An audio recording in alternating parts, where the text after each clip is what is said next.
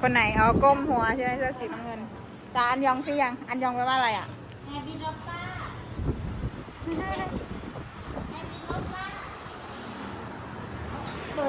วันนี้เคนไปลงมาขึ้นรถเหรอ Thank you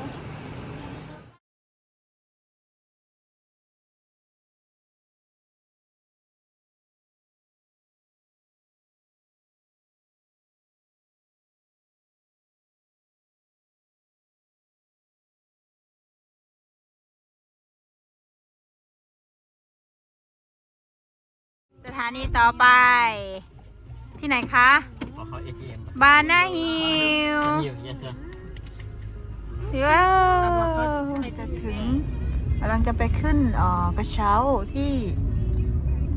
ขึ้นเบิร์นเมอร์เคียวทาวน์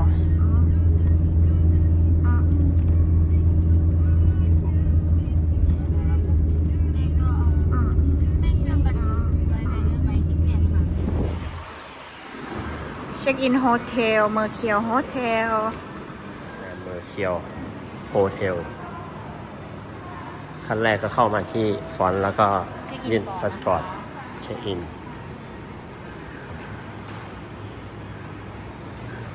เด็กๆก็รออยู่กระเป๋านี่เต็มทริปนี้ก่อนกลับเมืองไทยนะครับนอน2 คืนคิดทัวร์ไส้แตก10 วันโอเคนะบุฟเฟ่อันนี้บุฟเฟ่นะเราเอาธรรมดาก็พอก็ไปกินบุฟเฟ่มีลาบมีเกลือเยี่ยมไหมจะให้เบลถามก็ได้เอากระเช้ามาอีกแล้วจ๋าฮะเขายกขึ้นให้แต่เราเอาไปเอง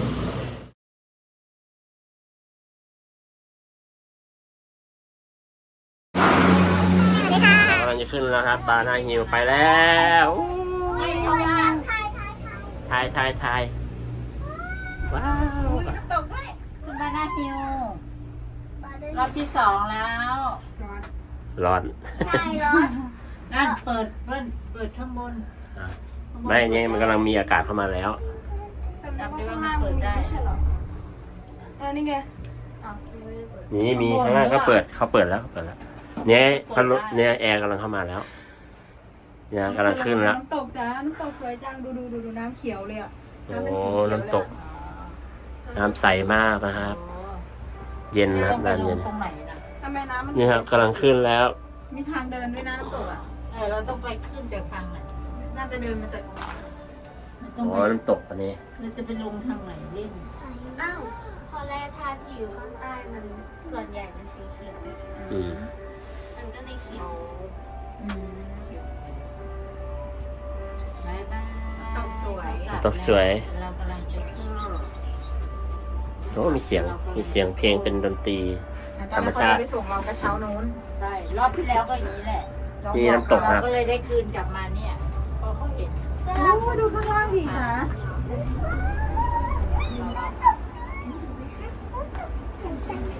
โอ้โหน้ำตกไหลแรงมากสิจ่าอะไรนะสวัสดีแกโบกมือด้วยดูความทูบานาฮิล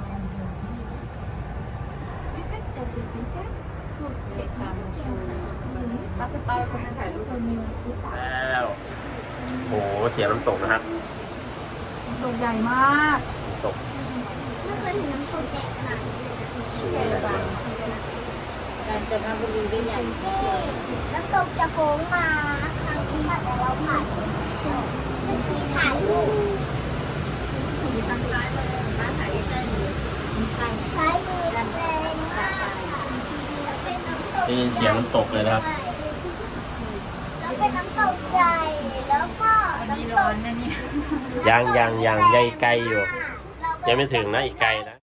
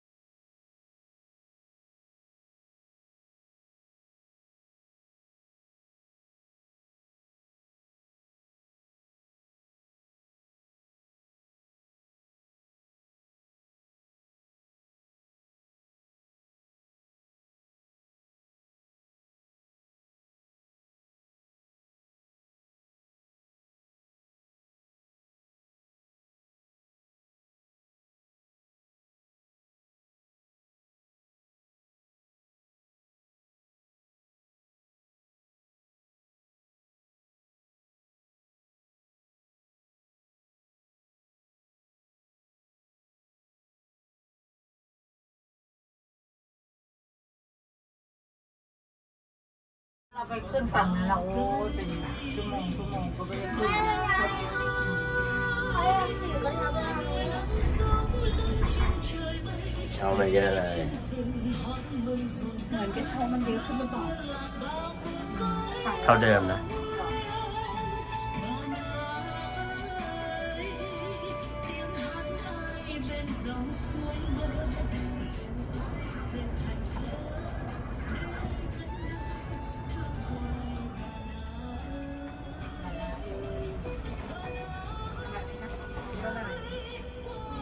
รถอันนั้นแหละ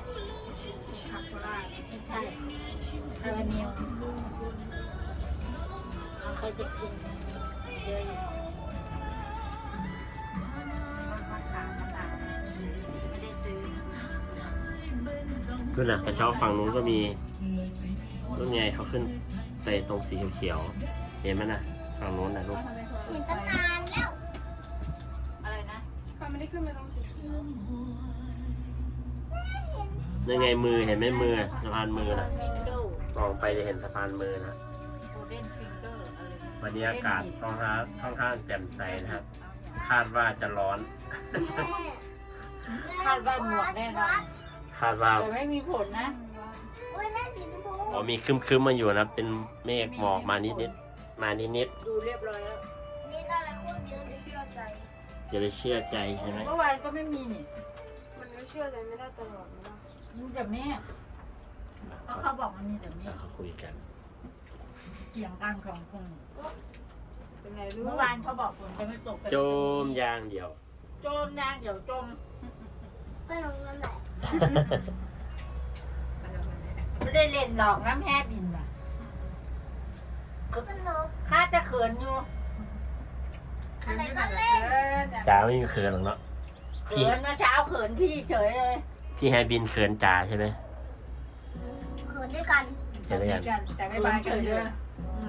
อันยังกับพี่ชายเขาหันมา โค้งเลยนะ โอ้ยเรากำลังจะเดินลงไปเห็นแล้วอันยังหันกลับมาเลย อันยองเจออันไหน พ่อบอกใครแบบรู้เธอ อันไหนว่าไง เตรียมมือเลยนะมืออย่างนี้ละอันนี้ไม่ยอมใครแบบรู้กับเขา คืออะไรใครไป เป่ายิงฉุบ ภาษาเขาเหรอ ใช่คุณมาหมดเลยป้าเมื่อเช้าใครแบบรู้ เกิดเขาใส่เรือมาเป็นชุดไม่รู้เรื่อง ไม่รู้เรื่องไม่เป็นไรเราได้แค่ไหนเราก็แค่นั้นนะอันเนี้ย อันไหน อันเนี้ยกำลังไม่ เมฆไม่ค่อยเยอะนะครับวันนี้ท้องฟ้าสดใส ค่ะ โคตรหนาวเลย โคตรหนาวเลย เย็นครับเย็นสบาย พี่เบลคนดาวลูก ใส่ ใส่ ผ้า ผ้า ใบ ใบ อะ จริง ค้าง ใช่เลยเขาเรียก 3D มีค่ะลูก ก็ที่น้องดูราคราวที่แล้วที่น้องเลย ร้อง ว่า ไห้ ใช่ ที่น้องวิ่งออกมาหนูกลัว แล้ว น้องกลัวตรงช็อตที่ปลาโลมามัน ใช่เป็นแปรงฟันแหลม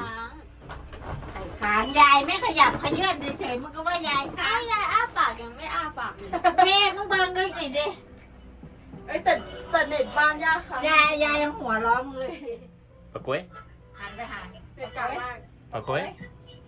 ปะกล้วยปะกล้วย ภาษามิเนียนอะไรปะกด ทำกา โอ้ เช็ดมาเยอะ อันนี้เขากำลังก่อสร้างเพิ่มนะไม่รู้จะสร้างอะไรนะ ทำกามาด้วย มองไปข้างล่างบน ได้รู้จัก มัมกา มัมกา มัมกามะเขือดอง มัมกา แซบหลายเด้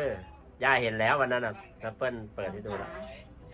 โอ้ เขาบอกว่าเขาพาเราเรียกมาก ำลังสร้างเพิ่มนะครับ ไม่รู้ว่าสร้างอะไร กาเป็นน้ำเขาแล้วจะอย่าง ก่อ จะ สร้างเพิ่ม โอ้เขาแบบว่าทำเป็นทางรถ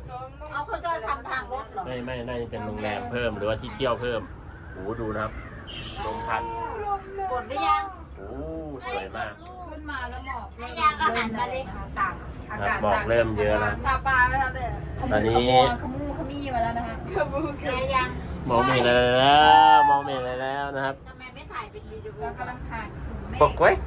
เห็นไหม ปะกล้วย เห็นหมอกกันไหม ปะกล้วยไปเล่นด้วยแล้ว ปะกล้วยปะกล้วย ปะกล้วยกำลังบินหัวชน ปะกล้วยกำลังตกใจเอาถึงแล้ว ถึงแล้ว